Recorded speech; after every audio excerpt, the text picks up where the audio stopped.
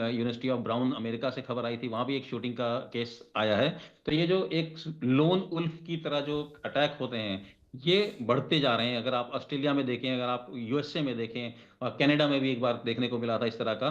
तो एक तरह का नया पैटर्न चलता जा रहा है कि कुछ दो लोग चार लोग अपने आप जाते हैं और ये अटैक करना शुरू कर देते हैं। तो इस तरह की मानसिकता बहुत ही खतरनाक है, और आने वाले समय में हम लोगों को सब बहुत सावधान रहना पड़ेगा। और दैट्स इट। नहीं, सावधान तो रहना पड़ेगा, लेकिन अनुराग शुक्ला जी, ये ऑपरेशन जो टेररिस्ट का ऑपरेशन है, जिसमें किलिंग ही उनका प्राइम मोटो है, क्या ये एक दो दिन में हो गया जो भी आपने फुटेज देखे हैं, या फिर आपको लगता है इसके पीछे एक बड़ा लंबा होमवर्क रहा है?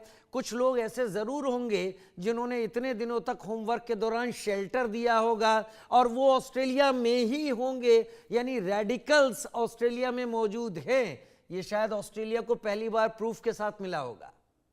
बिल्कुल बिल्कुल, इस तरह का पहला इंसिडेंट है। और दूसरी बात ये भी है कि ये इस तरह का अटैक बिना किसी सपोर्ट के पॉसिबल नहीं है। एक तरह से एमुनेशन का इंतजाम करना, गन का इंतजाम करना, उस सामान को लेके उस पर्टिकुलर जगह तक जाना बिना किसी तरह डिटेक्ट हुए, और फिर उसके बाद एक वो एक ब्रिज पे चढ़ जाते हैं और वहां से जाके फायरिंग शुरू कर देते हैं। तो इतना बिना सपोर्ट के पॉसिबल नहीं है। और दूसरी बात, जो शूटर्स हैं उनका, जैसे मैंने बताया, उनकी एज बहुत कम है। तो अगर हम ये सोचें कि वो खुद अपने आप में रेडिकलाइज हो गए, उन्होंने खुद अपना तैयारी कर ली, खुद जाके अटैक कर लिया, इतना संभव लगता नहीं है। कि इसके पास सपोर्ट फैक्टर जरूर है वहां से। और ऑस्ट्रेलिया सरकार जैसे जैसे आने वाले समय में ये इसका इन्वेस्टिगेट करेगी, तो जो सामने आएगा उससे पता चलेगा किस तरह का कितने डीपली ये लोग इन्वॉल्व हो चुके हैं, और किस तरह से ये जो एक मानसिकता है जो हमारी अटैक की निंदा करने की और ये मारने की, कैसे कितना ज्यादा पेनिट्रेट कर गई है ऑस्ट्रेलियन सोसाइटी में, ये तो आने वाले समय में पता चलेगा। संजीव जी, बड़े एक बड़ा अलग सा पैटर्न है। मैं किसी को ब्लेम नहीं करना चाहता, प्रधानमंत्री मोदी ने इसको कंडेम किया है, लेकिन मैंने पाकिस्तान की तरफ से अभी तक कोई कंडेमनेशन देखा नहीं है। मैंने ख़ास तौर पर उन कंट्रीज़ की तरफ जो गाज़ा को लेकर बहुत शोर मचा रहे थे, तुर्की की तरफ से भी ऐसा कोई कंडेमनेशन नहीं है, या फ़िलिस्तीन की तरफ से भी ऐसा कोई कंडेमनेशन नहीं है। ये सेलेक्टिव विरोध क्या ऐसे लोगों को ताकत देता है कि वो कहीं भी जाके किसी को भी मार सकें?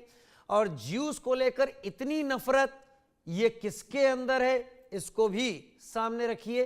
क्या हम हमास के ऊपर इसका इशारा दे सकते हैं? क्योंकि इतनी नफरत हमास और हिजबुल्लाह के अलावा शायद ही और कोई करता हो। हाँ, पाकिस्तान को जरूर गिन सकते हैं उसमें। जी जी, आपने बिल्कुल सही कहा। ये एक जो क्लैश ऑफ सिविलाइजेशंस को, धर्मों को आपस में लड़ाने की जो एक आसुरी शैतानी जो सोच है, जो हमास ने 7 अक्टूबर 2023 को प्रदर्शित की थी, उसी तरीके की जो सोच के तहत इन जो अटैकर्स ने, इन दो आतंकियों ने, गनमैन ने ये हमला किया है। और जाहिर है कि विश्व भर में ऐसे अनेक एलिमेंट्स मौजूद हैं। और आपने बिल्कुल सही कहा कि जो इस पूरे नैरेटिव को और हवा देने का काम करते हैं, वो इस बात को ऐसे बताने की कोशिश करेंगे कि क्योंकि इजराइल ने इतनी बड़ी कार्रवाई इनके खिलाफ की, यहूदियों ने मुस्लिम्स के खिलाफ की, इस्लाम और ज्यूस के बीच का ये टकराव इत्यादि इत्यादि बता करके इस तरीके के जो नैरेटिव को पूरे विश्व भर में फैलाने की और एक आतंकी के वातावरण को बनाने की जो जमीन है वो तैयार करने का जो काम है, वो अनेकों एलिमेंट्स के द्वारा किया जाता है। और इस तरीके के जो सोच को भी हमें काउंटर करना होगा। हमें इस बात को स्पष्ट रूप से कहना होगा कि ये जो हमला है एक आतंकवादी हमला है। और आतंकवाद चाहे किसी भी फॉर्म में हो, किसी भी मैनिफेस्टेशन में हो, उसके खिलाफ जीरो टॉलरेंस का अप्रोच ही होना चाहिए। और इस तरीके की घटना को किसी भी आधार पर, मैं कहूँगा किसी भी आधार पर जस्टिफाई नहीं किया जा सकता। अगर इसको जस्टिफाई करने की कोशिश करता है तो उसको इस तरह से देखना होगा कि वो आतंकवादी कृत्यों को सपोर्ट करने का ही कार्य कर रहा है, या आतंकवाद की जमीन तैयार करने का काम कर रहा है। हमने ये देखा है, जो एंटी सेमिटिज्म को करने वाले अनेक विश्व में लोग हैं। अमेरिका में एंटी सेमिटिज्म की हजारों इंसिडेंट सामने आई हैं। वहां पर भी ये जो तथाकथित जो है उदारवादी, तथाकथित लेफ्ट लिबरल और रेडिकल इस्लामिस्ट जो मानसिकता और जो सोच और एक कबाल जो काम करता है, वो इसी तरीके के नैरेटिव को प्रोपोगेट करने की कोशिश करता है कि चूंकि ऐसा इजराइल ने किया था इसलिए इजराइल के खिलाफ ऐसा हुआ। यदि पाकिस्तान से कंडेमनेशन नहीं आ रहा है, या कुछ ऐसी जगहों से कंडेमनेशन नहीं आ रहा है, निंदा नहीं हो रही है, तो जाहिर है कि उसके पीछे उनकी जो उस तरीके की सोच है जो रिलीजियस आधार पर पूरे विश्व समुदाय को विभाजित करने की, क्लैश ऑफ सिविलाइजेशंस को कराने की जो आसुरी शैतानी सोच जिसको मैं कहता हूँ, वो जरूर दिखाई देती है। लेकिन जाहिर है कि ऐसी सोच जहां कहीं भी है, वो आतंकवाद की जमीन को तैयार करने का ही कार्य करती है। संजीव जी, इसी ऑस्ट्रेलिया क्वाड का मेंबर है, क्वाड का हिस्सा भारत भी है, क्वाड का ऑस्ट्रेलिया, जापान और अमेरिका भी है। क्या अब अमेरिका इसे समझेगा, क्योंकि ऑस्ट्रेलिया ने इसे टेरर अटैक डिक्लेयर कर दिया है? ये आपने बहुत ही अच्छा प्रश्न उठाया है। और देखिए राजीव जी, अमेरिका यदि इस पूरी घटना का कड़े से कड़ा जो कंडेमनेशन ही नहीं, बल्कि इसके संदर्भ में अगर कोई इंटेलिजेंस शेयरिंग हो, किसी तरीके का काउंटर टेररिज्म कोऑपरेशन हो इन परपेट्रेटर्स को उनके अंजाम तक पहुंचाने के लिए, तो अमेरिका को करना होगा। अमेरिका के जो डबल स्टैंडर्ड्स भारत के संदर्भ में तो स्पष्ट रूप से दिखते हैं।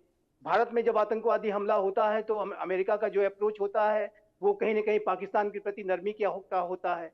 और यदि अमेरिका के अंदर कोई हमला हो जाए तो अमेरिका अपने लाओ लश्कर को लेकर के दुनिया के किसी भी कोने में पहुंच जाता है, चाहे वो अबटाबाद में जाना हो या किसी सीरिया की टनल में किसी आतंकी को एलिमिनेट करना हो।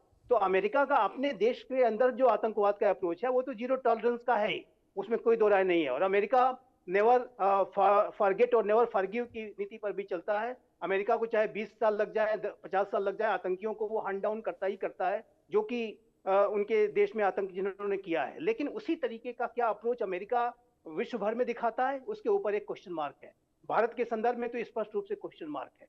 और इस तरीके का जो अप्रोच है वो कहीं से हेल्पफुल नहीं है।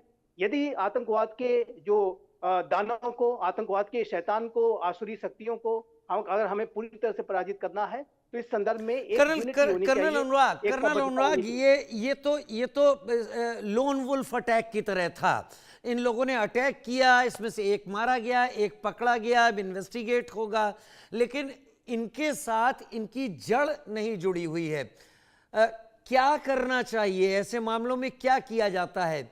भारत को पता है कि पाकिस्तान भूखा रह लेगा, लेकिन भारत में किसी अटैक का कोई बढ़िया मौका अगर उसे मिलेगा तो वो अटैक जरूर करेगा। ये पाकिस्तान की सोच है। तो हमें पता है कि जड़ वहां है, उस जगह है, टारगेट हमने ऑपरेशन सिंदूर में वही किया है। लेकिन ऑस्ट्रेलिया में ये हमला, ये क्या बताने की कोशिश है इंटरनेशनली? और दूसरा, अब इसका रिटेलिएशन ऑस्ट्रेलिया क्या करेगा? क्या ऑस्ट्रेलिया इजराइल मोसाद की तरह काउंटर टेररिस्ट ऑपरेशन करेगा किसी और कंट्री में जाके?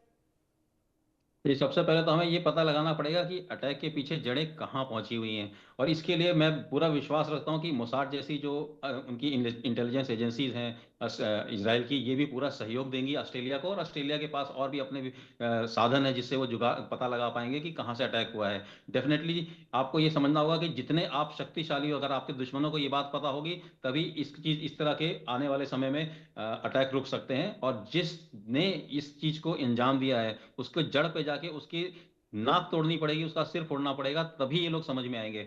अदरवाइज जिस तरह से देखा जाए, आपने इंडिया की बात करी, पाकिस्तान की बात करी, सब पिछले 50 या 60 साल के अगर आप हिस्ट्री देखें तो हमारी जब तक हम लोग सहते रहे तब तक सब कुछ चलता रहा। एवरी दिन हमारे बम बजते रहे, हमारे यहाँ अटैक होते रहे। लेकिन जिस दिन भारत ने टर्नओवर करके मारना शुरू किया, इनको इनके ठिकाने ध्वस्त करने शुरू किए, ठीक उसी दिन से उनकी चाल भी चेंज हो गई है, उनकी बातें भी बदल गई हैं और सब कुछ चेंज हो गया है। तो हमें अपने आप को सक्षम बनाना पड़ेगा, हमें अपने आप को इतना स्ट्रांग बनाना पड़ेगा कि हमारे दुश्मन समझें कि अगर कोई इस तरह का हरकत की जाएगी तो बहुत बड़ा रिटेलिएटरी अटैक आएगा जिससे उनका बहुत नुकसान होगा। और ये इस तरह की सोच रखने वाले जो कायर लोग हैं, ये सिर्फ मार से ही डरते हैं और किसी चीज से नहीं डरते। तो इनको सही मात्रा में जवाब देना बहुत जरूरी है।